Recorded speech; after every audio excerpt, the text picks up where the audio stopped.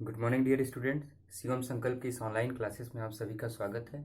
Dear student, आज के class में जो हम पढ़ने जा रहे हैं वो एक टॉपिक है। वो क्या है? लंबन विधि। तो सबसे पहले हम समझ लेते हैं कि ये लंबन क्या होता है। तो आप जब कभी देखे होंगे कि अगर इस पेन को मैं ऐसे करके देखूं तो इसकी दूरी कुछ और दिखेगी, और जब हम एक आंख को बंद करके देखेंगे तो देख रहे हैं कि इस दूरी में बदलाव हो जा रहा है। आप अगर सामने पेन से लिख रहे होंगे तो आप पेन को ऐसा करके देखिएगा, तो ये जो दूरी में बदलाव आ रहा है तो इसको हम बोलते हैं लंबन।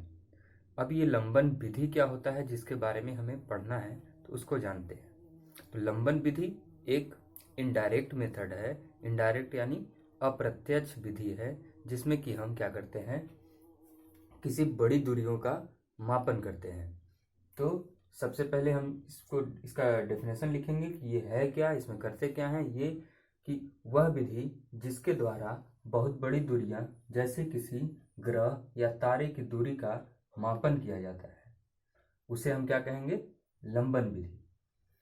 और आगे अगर आप और लिखना चाहते हैं तो क्या लिख सकते हैं? इस विधि में किसी दूरस्थ तारा यानी जो हमसे काफी दूर है, दूरस्थ तारे एस, मान लिया कि वो तारा कहाँ पे है? एस बिंदु पे है, कि दूरी डी, और उस तारे की दूरी कितनी है? डी को ज्ञात करने के लिए हम विभिन्न स्थितियों ए और बी से देखते हैं। तो कोई तारा हमसे काफी दूर है और उसकी दूरी को हमें ज्ञात करना है, पता लगाना है। तो ज्ञात करने के लिए हम क्या करते हैं कि अपने अर्थ पे, पृथ्वी पे दो बिंदु लेते हैं, दो स्थितियां बनाते हैं और वहां से उसको हम देखते हैं। और एक बिंदु हमने ए माना और दूसरे को हमने माना बी। अब इसको समझते हैं डायग्राम से। ठीक, तो इसमें कहा क्या जा रहा है कि जैसे एक तारा है, ये मान लीजिए कोई तारा है जो पृथ्वी से काफी काफी दूर है। इसको तारे को हम बोल रहे हैं एस। अब हो क्या रहा है, हम इस तारे को जब यहां से देखेंगे, इस कहीं बिंदु से, मान लीजिए वो बिंदु हमारा ए है, तो ये तारा हमें इस डायरेक्शन में दिखाई देगा। अब हम क्या किए कि ये लाइन थोड़ी तिरछी हो गई क्या? ये लाइन तिरछा नहीं होगा, सीधा होगा, क्योंकि जब आप देखेंगे तो आपका आंख ऐसे पूरा ऐसे घुमा के नहीं ले जाएगा ये। ठीक, तो अब क्या किए, अब यहां से हम मूव करना स्टार्ट किए, चलना स्टार्ट किए, और कुछ दूरी तक गए। मान लीजिए उस बिंदु को हम दे दिए बी। तो अब जब इसको देखेंगे आप इस बिंदु से इसी तारे को, तो कुछ इस डायरेक्शन में आपको दिखाई देगा। अभी यहां से देख रहे थे तो इस दिशा में दिख रहा था, यहां से देख रहे हैं तो ये इस दिशा में दिखाई दे रहा है आपको। ठीक, अब क्या किए, हम मान लिए ये जो इधर वाला हिस्सा है वो मान लीजिए पूरब का है। तो पूरब का है तो उसके लिए हम एक यहां से ऐसे इस लाइन पे एक लंब बना देंगे। इस लाइन पे एक हम लंब बना देंगे, इस पे, इसी पॉइंट पे एक लंब बना देंगे ऐसे। अब मान लिए कि ये वाला जो बी बिंदु है हमारा, ये कहाँ पे है? ये पश्चिम में है, तो यहां से एक हम ऐसे लंब बना लेंगे ऐसे। ठीक, अब क्या किए कि जब माप किए कि इस लाइन से और इस लाइन का कोण कितना बनता है।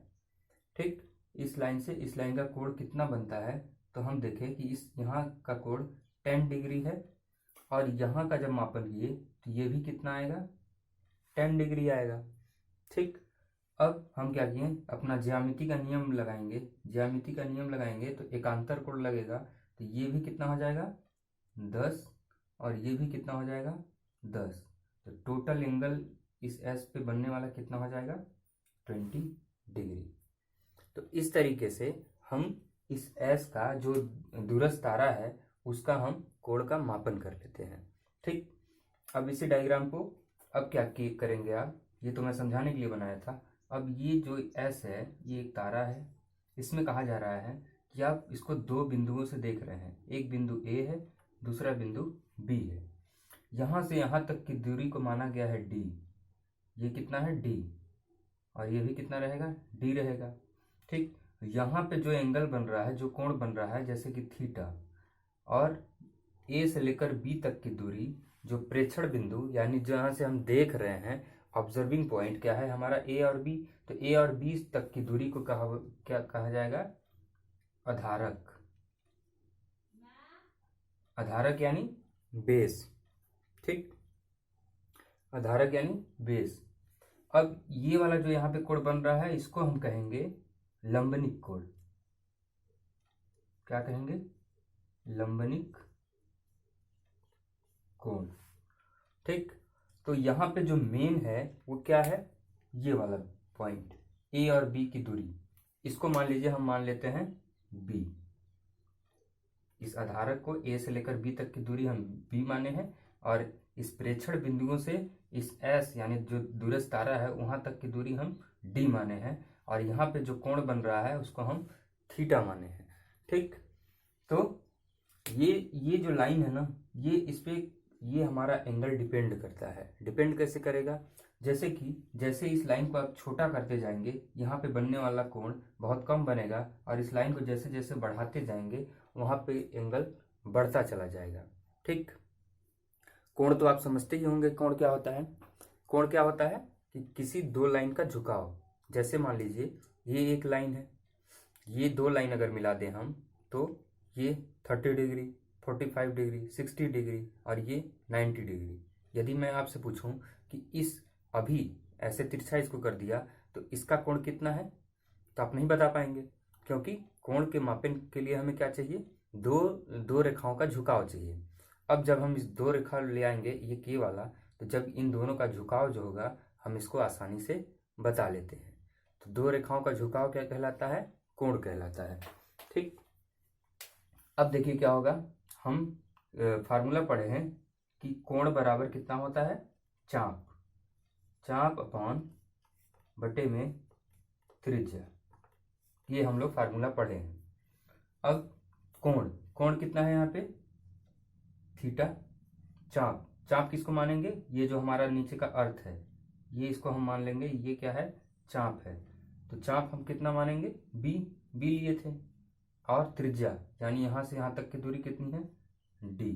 तो थीटा बराबर बी अपॉन डी, ये कोण का आ गया। हमें क्या ज्ञात करना है? डी ज्ञात करना है, दूरी। तो ये डी बराबर कितना हो जाएगा? तो इस तरीके से डी बराबर कितना आ जाएगा? B upon theta. बी क्या है? प्रेक्षण बिंदुओं की दूरी, कहां से कहां तक? ए से लेकर बी तक का। थीटा क्या है? लंबनिक कोण है। और डी क्या है? दूरी है जिसको हमें मापना है। ठीक, प्रेक्षण बिंदु से लेकर इस दूरस्थ तारे की दूरी कितनी है? डी, और यही हमें ज्ञात करना था। ठीक, अब यहाँ पे डेफिनेशन देख लेते हैं कि हम किसे लंबनिक कोण कहेंगे। इसको मैं मिटा रहा हूं, आप लोग नोट कर लीजिएगा, वीडियो को पॉज करके या तो स्क्रीनशॉट ले लीजिएगा।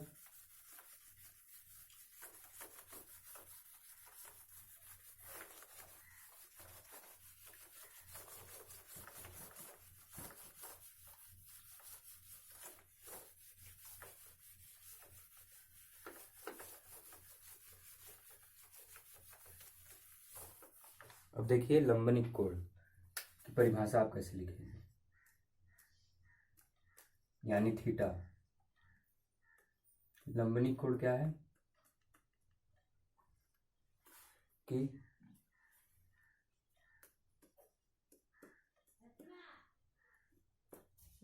लंबनिक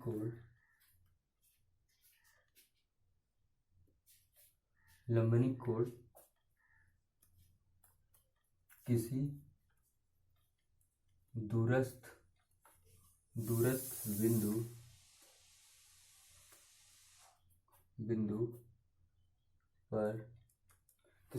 बिंदु पर दो प्रेक्षण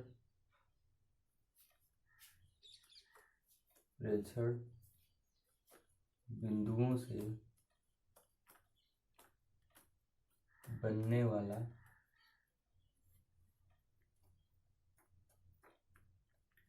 कोण है। दो प्रेक्षण बिंदुओं के दिशाओं से बनने वाला कोण है। यहाँ पे सुधार कर लीजिएगा। दो प्रेक्षण बिंदुओं के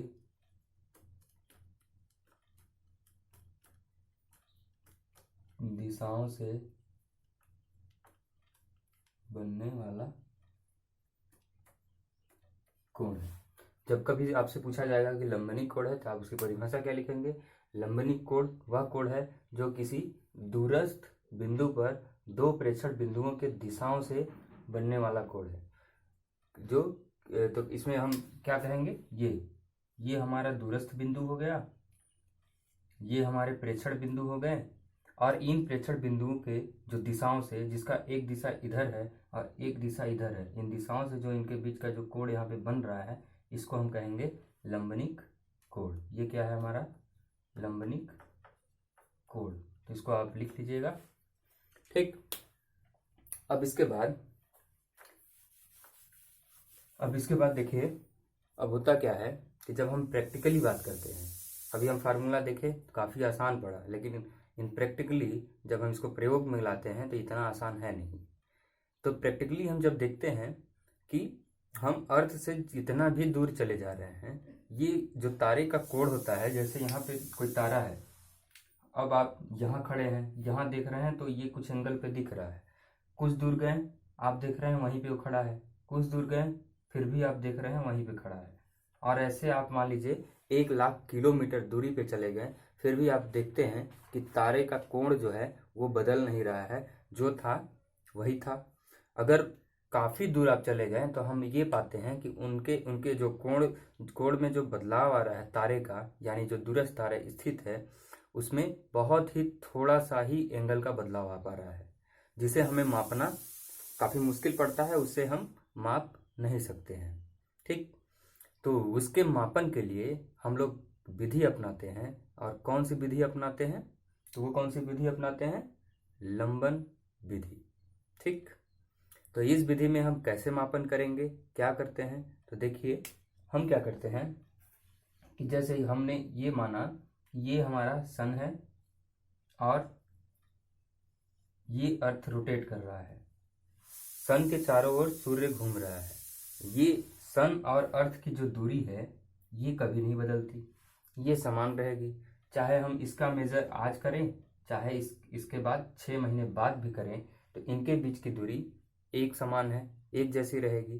तो जब हम ये तारे की दूरी का पता लगाते हैं इस लंबन विधि का यूज़ करके, तो करते क्या है कि एक समय पर हम यहाँ से इस पॉइंट से तारे का कोण मेजर करते हैं, दूरी मेजर करते हैं, और दूसरी बार वही कोण लगभग कुछ महीनों बाद हम यहाँ से मेजर करते हैं, ठीक, क्योंकि इनके बीच की दूरी एक जैसी है, इसमें बदलाव नहीं होता है। तो आप एक हेडिंग डालिएगा कि जब आपको एग्जाम में ऐसा पूछ लिया जाए, एग्जाम में मान लीजिए आ गया कि लंबन विधि के द्वारा किसी तारे का दूरी पता कीजिए, तो एक हेडिंग डाल लीजिएगा, लंबन विधि द्वारा तारे की दूरी का मापन। अगर एग्जाम में पूछ लिया जाए कि लंबन विधि द्वारा किसी तारे का मापन करके बताइए, कैसे मापेंगे, तो आप समझिए क्या करेंगे। हम करते क्या हैं, तो हम देख रहे हैं कि जब हम एक जगह से दूसरे जगह जा रहे हैं तो क्या हो रहा है कि उनके कोण में कोई बदलाव नहीं आ पा रहा है। तो इसके लिए हम क्या करते हैं कि तारों को 3 भागों में डिवाइड किए हुए हैं, एक कम दूरी वाला तारा, एक उससे ज़्यादा दूरी वाला तारा, और एक तारा जो सबसे ज़्यादा दूर है। और जो तारा सबसे ज़्यादा दूर है उस तारे को हम बोलते हैं ये लंब बना रहा है, ये लंबनिक तारा है, लंब बना रहा है, यानी समांतर है, मतलब वो कभी भी बदलेगा नहीं। जैसे कि एग्जाम्पल समझिए, आप मान लीजिए ये इस कोने पे खड़े हैं, आप कहीं टहलने गए हैं, घूमने गए हैं, इस कोने पे खड़े हैं आप, अगर तो आप देख रहे हैं कि सूर्य उधर से उग रहा है, तो अगर आप यहाँ से चलते चलते इस कोने पे पहुँचेंगे, फिर भी आप देख रहे हैं सूर्य वहीं से उग रहा है, क्या सूर्य दूसरी उस दिशा में चला गया? क्या नहीं जाता है ना। तो इसी टाइप से जो सबसे दूर हमसे तारा है वहाँ से जो उस तारे का चमक आ रहा है, तो हम उसको ऐसा मान लेते हैं ये तारा कैसा है, लंब बना रहा है, ये इस तारे की जो रेखाएं आ रही हैं वहाँ से किरण है वो लंबनिक है, ठीक। तो इसको हम फिगर से समझते हैं हम क्या बोल रहे हैं। ठीक। अब ये जो है इस तारे का हमें दूरी पता करना है, एस है। ये पृथ्वी का एक छोर यहाँ जिसको हम ए बोल दे रहे हैं, दूसरा छोर यहाँ जिसको हम बी बोल दे रहे हैं। यहाँ से यहाँ तक की दूरी कितनी है, बी है। ठीक। अब इसका हमें मेजर करना है कि यहाँ पे जो थीटा होगा वो कितना होगा। तो हम इसमें सबसे पहले स्टेप करते क्या है कि जो सबसे हमसे पृथ्वी से सबसे दूर तारा जो स्थित है उसको हम मेजर करते हैं, उसका हम पता लगाते हैं। क्यों पता लगाते हैं कि ये जो तारा होता है वो कभी अपनी जगह से बदलता नहीं है, चाहे आप उसको आज देखें चाहे कुछ महीनों बाद देखें, एकदम सूर्य की तरह। तो अब हम क्या किए, हम यहाँ से एक तारा पता लगाएं। जैसे मान लीजिए ये तारा एफ, ये कौन सा तारा है, दूरस्थ तारा, और ये कौन सा तारा है, प्रेक्षण तारा, जिसका हमें दूरी ज्ञात करना है। और ये हम दूरस्थ तारा को लिए हैं थीटा मेजर करने के लिए। तो यहाँ जब हम अभी हम आपको बताएं कि अगर हमें थीटा अगर ज्ञात करना है तो एक और रेखा चाहिए, बिना दो रेखाओं के थीटा हम निकाल नहीं सकते, कोण बना ही नहीं सकते, दो लाइनों का झुकाव चाहिए। तो यहाँ से इसका जब हम डिस्टेंस ऐसे लेंगे, एक लंब बनाएंगे यहाँ पे, तो यहाँ पे हमें कुछ थीटा मिलेगा। उस थीटा का मान लीजिए हम नाम दे देते हैं 1, क्या मिला, थीटा 1। अब हम 6 महीने बाद जब पृथ्वी ऐसे घूम के सूर्य के इधर गया, तो 6 महीने बाद जब हम इस पॉइंट से मेजर किए तो यहाँ पे हम देख रहे हैं कि ये जो तारा था एफ, दूरस्थ तारा, ये वहीं पे खड़ा है, इसमें कोई बदलाव नहीं हुआ है। और यहाँ से जो फिर हमें कोण बना उसको हमने नाम दिया थीटा 2। ठीक। अब हम अपना ज्यामिति लगाएंगे तो क्या हो जाएगा, यहाँ थीटा 1 है तो ये भी क्या हो जाएगा, थीटा 1, और ये थीटा 2 है तो ये भी क्या हो जाएगा, थीटा 2। ये पूरा कोण कितना हो जाएगा, थीटा 1 प्लस थीटा 2, जिसको हम नाम दे दिए थीटा। और ये थीटा क्या है, लंबनिक कोण, और ये डी क्या हो जाएगा, यहाँ से यहाँ तक की दूरी। तो इस प्रकार से हम क्या माप लेते हैं, ये लंबन विधि द्वारा किसी तारे जो दूर स्थित तारा है उसका हम दूरी माप लेते हैं। और यहाँ से हमें रिलेशन मिलता है डी बराबर कितना, बी अपॉन थीटा। बी ये आधारक, ये से बी तक की दूरी, और थीटा क्या है, लंबनिक कोण, डी जो दूरी हमें ज्ञात करना है। ठीक। तो इसमें आप कुछ पॉइंट लिख लेंगे। पॉइंट क्या लिखेंगे, सबसे पहला पॉइंट तो आप ये लिखेंगे, सबसे पहले पॉइंट इसमें ये लिखेंगे कि हम किसकी खोज कर रहे हैं, पहले हम इस एफ का पता कर रहे हैं। ठीक। एक दूरस्थ तारे की खोज करेंगे, तो सबसे पहले पॉइंट में आप लिखेंगे एक दूरस्थ तारे की खोज, और उस तारे को क्या कहेंगे, एफ, जो पूरे वर्ष समान रहता हो। पूरे वर्ष समान रहता हो मतलब ये जो इसका पोजीशन है, जो लोकेशन है, ये कभी बदले ना। अभी अगर ये यहाँ पे है तो 6 महीने बाद भी देख रहे हैं तो ये यहीं पे खड़ा रहे, यहीं पे स्थित रहे। ठीक। तो एक दूरस्थ तारे की हम खोज कर लिए। इसके बाद हम क्या किए, दूसरे स्टेप में थीटा 1 का पता किए। तो थीटा 1 दूरस्थ तारा जिसको हम एफ बोल रहे हैं, और एक प्रेक्षण तारा जिसकी दूरी हमें ज्ञात करना है, प्रेक्षण तारा एस के बीच का मापन। इसके बाद इसके और इसके में जो भी यहाँ पे थीटा 1 मिल रहा है उसका हम क्या करेंगे, मापन करेंगे। और तीसरे स्टेप में क्या करेंगे कि फिर 6 महीने बाद कुछ समय पश्चात हम फिर से मेजर करेंगे इस बी पॉइंट से। ठीक। 6 महीने बाद थीटा 2 का मापन किसके बीच, एफ और एस के बीच। 6 महीने बाद फिर से एफ और एस के बीच हम थीटा का मापन कर लेंगे। और इस प्रकार से हमें लास्ट में क्या मिलेगा, तो हमें लास्ट में क्या मिलेगा कि डी बराबर बी अपॉन थीटा। ये कुछ पॉइंट था। यदि एग्जाम में आ जाता है कि आप तारे का मापन किस प्रकार से करेंगे, स्टेप बाय स्टेप समझाइए, तो आप इस प्रकार से बताएंगे। तो ये था लंबन विधि, जिसमें कि हम लोग देखें कि बहुत बड़ी दूरी, जैसे कोई ग्रह है या फिर तारा है, तो उसका हम दूरी कैसे पता करते हैं, कैसे मापन करते हैं।